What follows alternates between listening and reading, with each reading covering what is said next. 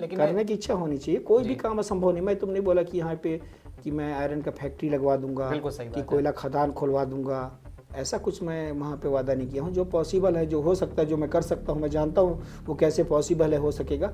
ऐसा जितना भी ऐलान किया हूँ उसमें एक भी ऐसा चीज़ नहीं है जिसे मैं पूरा नहीं कर सकूँगा। और मैं ये सबसे पहला ऐलान जो मैं किया हूँ कि मेरे चिरमिरी का कोई बच्चा यदि छत्तीसगढ़ में टॉप करता है उसे मैं मॉरिशस ले जाऊँगा। पॉसिबल है, एकदम बड़ा चीज़ नहीं है उनके। ये हर साल करता हूँ मैं, कोई चुनाव घोषणा नहीं है ये।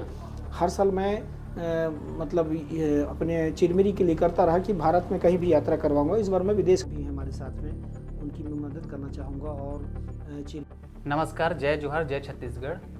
आज हम चिरमिरी में हैं और चिरमिरी नगर निगम के चुनाव बहुत जल्द ही संपन्न होने वाले हैं। आज हमारे साथ एक ऐसे व्यक्ति हैं जो आप कभी भी देखेंगे, जिनके बारे में सुनेंगे तो एक सकारात्मक पहलू ही देखने को मिलेगा।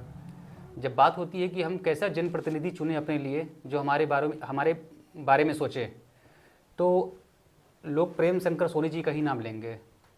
चिरमिरी में आज नगर निगम महापौर के दावेदारी के लिए सभी लोग इनका नाम ले रहे हैं। और भैया, सबसे पहले आपका बहुत बहुत स्वागत है। धन्यवाद। और आने वाली जीत और आने वाले के मुझे जैसा सकारात्मक पहलू दिख रहा है क्षेत्र में, उसके लिए मैं अग्रिम बधाई देता हूँ, शुभकामनाएं देता हूँ। लेकिन कुछ चीज़ों पर हम बात करेंगे कि जो चिरमिरी के लिए बहुत ज़रूरी है। चिरमिरी तो आज बहुत समय से ही अच्छे अच्छे काम हो रहे हैं, बाहर के लोग आके अपना काम कर रहे हैं और अच्छा अच्छा काम कर रहे हैं, लेकिन अभी जो मूलभूत चीज़ें हैं उनके बारे में हम आपसे डिस्कस करना चाहेंगे। आप अपने आंखों से यहाँ पले बड़े हैं, आप क्या ऐसा देखते हैं कि अभी तक नहीं हो पाया है और चिरमिरी का विकास अछूता रहा है इससे, और आप अपने महापौर बनने के बाद इन चीज़ों पर सबसे पहले ध्यान अपना लाएंगे और उसको पूरा करेंगे? सबसे पहले तो आपका धन्यवाद और आपके चैनल का धन्यवाद। आपने अपना अमूल्य समय निकाल के मेरा इंटरव्यू लेने के लिए आए आप। और जैसा कि आपने कहा कि जीत की अग्रिम बधाई। मैं समझता हूँ यदि मैं जीतता हूँ, यदि प्रेम शंकर सोनी जीतता है, यदि लोग मुझे जिताते हैं तो ये चिरमिरी की जीत होगी। और मतलब जिनका मैं सेवा करना चाहता हूँ उनकी जीत होगी। अगर ऐसा होता है तो अगर मैं जीतता हूँ, यदि महापौर बनता हूँ, तो मैं सबसे पहले मैं यहाँ पे जो मेरे साथ में चल रहे हैं, जो मेरे साथ में प्रचार करने जा रहे हैं, गरीब असहाय ऐसे लोग भी हैं हमारे साथ में, उनकी मैं मदद करना चाहूँगा। और चिरमिरी में चूँकि मैं यहाँ जन्म लिया हूँ, डोमन मेरा जन्म स्थान है, मातृभूमि चिरमिरी। तो चिरमिरी का सबसे मूलभूत जो समस्या है रोज़गार के लिए है। तो रोज़गार के लिए जो समस्या है, यहाँ से लोग बहुत लगातार पलायन कर रहे हैं। सबसे ज़्यादा दिक्कत यहाँ पे रोज़गार है। उस क्षेत्र में काम करने की कोशिश करूँगा। और कोशिश क्या करूँगा, करना ही है और करके ही दिखाऊँगा मैं। सबसे पहले रोज़गार, और बहुत सारे रोज़गार का मतलब साधन हो सकते हैं यहाँ पे।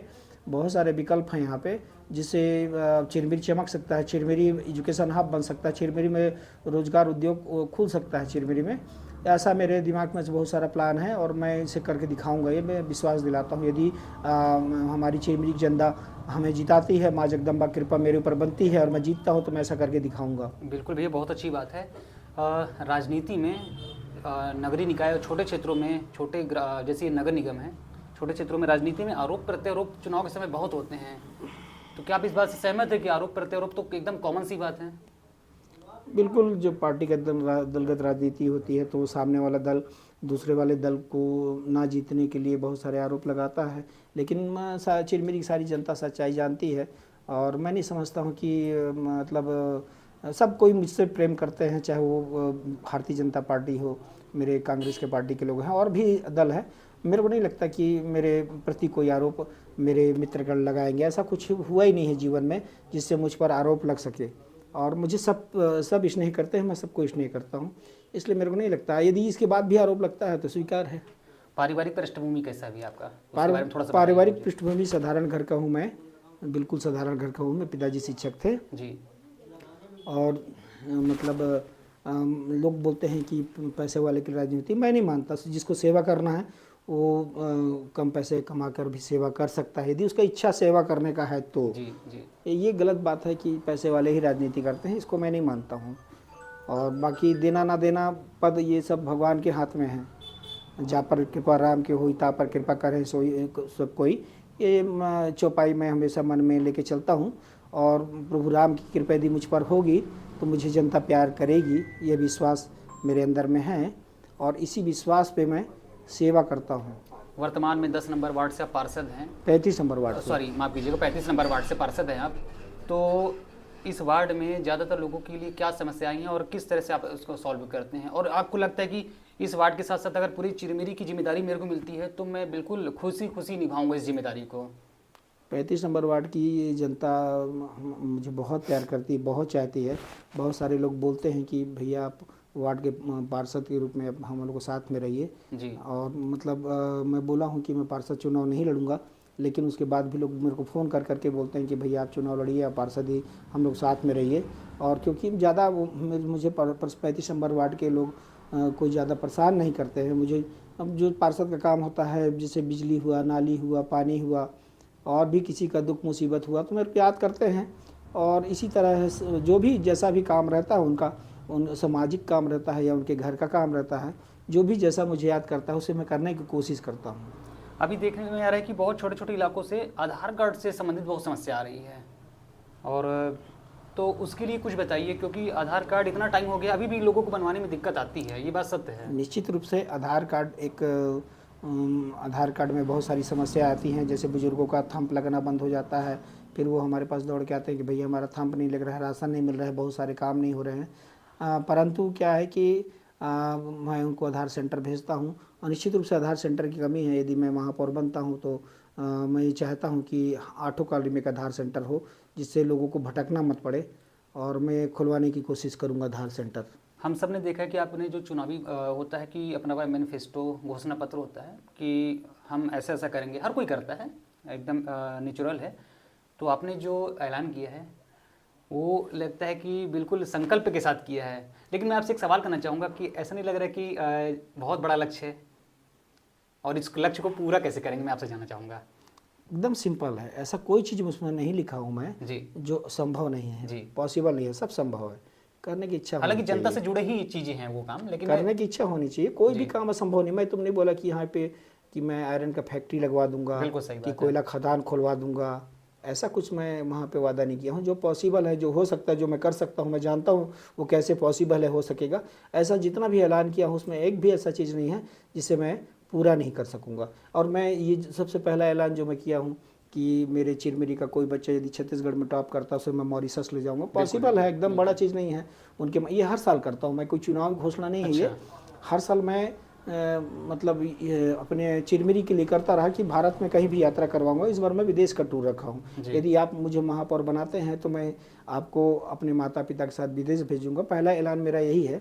उसके बाद रोजगार, उसके बाद बहुत सारी योजनाओं पे काम करना है, रोजगार पे काम करना है, स्वच्छता पे काम करना है, स्वास्थ्य पे काम करना है, एजुकेशन पे काम करना है, एजुकेशन हब बनाना है, चिरमिरी को पर्यटन स्थल बनाना है। ये पॉसिबल है और सारे मिलके कर सकते हैं। मुझे विश्वास है कि जिसकी सरकार है, माननीय मंत्री जी, वो मेरा सहयोग करेंगे इस काम के लिए। मेरे को विश्वास है, अच्छे व्यक्ति हैं वो, और वो सहयोग करेंगे। मुझे पूरा विश्वास है, जो भी डिमांड रखूँगा उनके सामने तो वो सहयोग करेंगे। और निश्चित रूप से हम सब मिल के यदि चाहेंगे, कांग्रेस और भाजपा सब मिल के चाहेंगे तो चिरमिरी का बहुत अच्छा विकास संभव है। जी।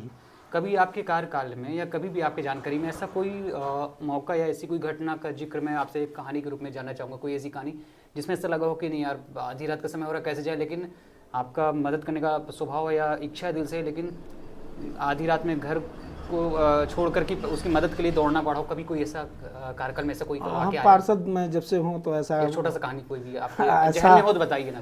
ऐसा होते रहता है, कोई एक बताइए। होता रहता है ऐसा। घर के लोग बोलते हैं कि इतना रात में आप दुकान खोल लीजिए, आप कुछ दूसरा काम कर लीजिए, आप नौकरी कर लीजिए। ये सब ठीक नहीं है कि आप आधी रात में चले जाते हैं किसी के साथ, कहीं पर कोई भी बुलाए, और हम सबको परेशानी होता है, ऐसा करके बोलते हैं। लेकिन मैं उनको मना लेता हूँ कि भाई मैं इस योग्य, मैं अगर मैं चुना हूँ ये रास्ता, यदि मैं पार्षद का रास्ता चुना हूँ तो मेरे को 24 घंटे तैयार रहना, सेवा देने के लिए तैयार रहना पड़ेगा। यदि मैं 24 घंटे सेवा देने के लिए तैयार नहीं हूँ या नहीं हो सकता हो तो मुझे पार्षद बनना ही नहीं चाहिए, प्रतिनिधि बनना ही नहीं चाहिए। यदि आप ये रास्ता चुने हो तो निश्चित रूप से आप गार्जियन हो अपने वार्ड के, अपने क्षेत्र के। वो 24 घंटा जब भी आपको याद करें, आपको उसके लिए मतलब खड़े रहना पड़ेगा 24 घंटा। एक कहानी छोटा सा बताता हूँ। 2 बार ऐसा घटना हुआ। एक व्यक्ति आया रात में करीब 1 बजे, उसके शरीर में पूरा खून लगा था। अच्छा।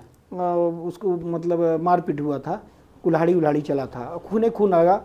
अब वो रात में 1 बजे खटखटाया, और मैं सो रहा था। तो फिर मैं निकला, मेरी पत्नी निकली। अब मैं सोचा कि 1 बजे रात में कैसे करूं, क्या करूं। तो फिर मैं उसको अंदर बुलाया रूम में, और जो मैं कर सकता था प्रारंभिक ट्रीटमेंट, तो मैं प्रारंभिक ट्रीटमेंट किया और उसके बाद अपने रूम में ही सुला दिया। हाथ उत में लगा था, हॉस्पिटल ले जाने की ज़रूरत नहीं थी उसको, लेकिन खून बह रहा था।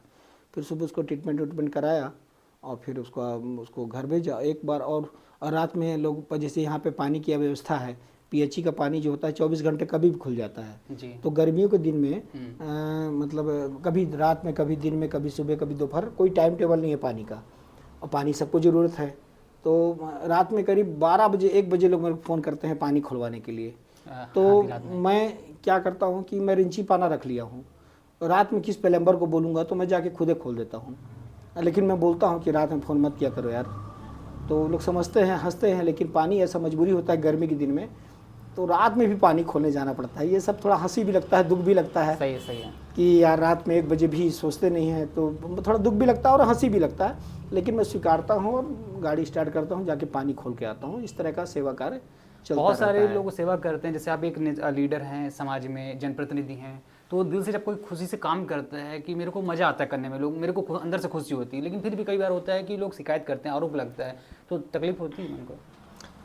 नहीं, ये जो क्षेत्र है ना, समाज सेवा के क्षेत्र, प्रतिनिधि के क्षेत्र, नेतागिरी के क्षेत्र, जी। इसमें आरोप लगता ही रहता है। जी। इसमें कोई ऐसा नेता नहीं है, इतिहास में ना हुआ है ना भविष्य में होगा, जिस पर आरोप ना लगे, जी। है ना। जी। महात्मा गांधी जी पे आरोप लगा, इंदिरा गांधी जी पे आरोप लगा, मनमोहन सिंह जी आरोप पे लगा, वर्तमान प्रधानमंत्री उन पर आरोप लग रहा है, जी। वर्तमान मुख्यमंत्री उन पर आरोप लगता है। जो जी। भी मंत्री विधायक बनता है और कहीं ना कहीं माइनस पॉइंट रहता है, भगवान तो नहीं हम लोग, बिल्कुल। तो कुछ ना कुछ गलती तो हो ही जाता है हमसे।